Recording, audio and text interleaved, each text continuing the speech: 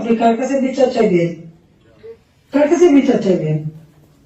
কোনো বিচার চাওয়ার অধিকার নাই, ন্যায় বিচারের কোনো অধিকার নেই। এমন একটা দুর্বিষহ অবস্থা, আজকে সমস্ত জিনিসের দাম বেড়ে গেছে। যে আমাদের কথা অত্যন্ত স্পষ্ট, যারা নির্বাচিত জনপ্রতিনিধি আইন করে নির্বাচন কমিশন গঠন করে নির্বাচনগুলি হয়েছে, স্থানীয় সরকার নির্বাচন, জেলা পরিষদ, উপজেলা পরিষদ, ইউনিয়ন পরিষদ, সমস্ত নির্বাচিত প্রতিনিধিরা তাদেরকে এক কলমের খোঁচায় তাদেরকে সরিয়ে দেওয়া হয়েছে, বাড়ি পাঠিয়ে দেওয়া হয়েছে। কেন?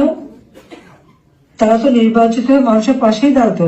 ঘূর্ণিঝড় গেল, বন্যা গেল, কই কেউ তো যারা এই বন্যায় ক্ষতিগ্রস্ত, ঝড়ে ক্ষতিগ্রস্ত, তাদের পাশে তো কেউ দাঁড়ায়নি। তাদের নাম করে টাকা তুলেছে, 1000 কোটি টাকা রিলিফ সংগ্রহ করেছে, কিন্তু কয়টা মানুষকে সাহায্য করেছে? আজকে যদি স্থানীয় সরকারের প্রতিনিধিরা থাকতো, এই জনপ্রতিনিধি তো মানুষের পাশে দাঁড়াতো, কিন্তু সেটা দাঁড়াতে পারেনি। কাজে আমাদের কথা খুব স্পষ্ট, এক কলমের কোথায় জনগণের ভোটে নির্বাচিত প্রতিনিধিদের সেই বিদায় দেওয়া, এটা জনগণকে অপমান করা, ভোটারকে অপমান করা। কাজে তাদেরকে আবার স্বস্থানে স্থান করে দিতে হবে।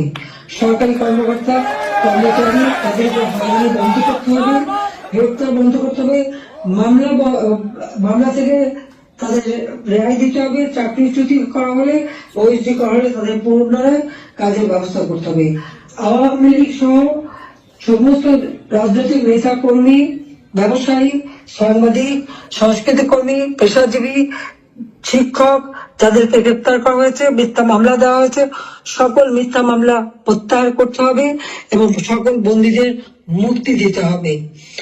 সেই সাথে সাথে দায় মুক্তি দেওয়া হয়েছে। 15 জুলাইয়ের পর থেকে যারা অপরাধ করেছে তাদেরকে দায় মুক্তি দিয়েছে।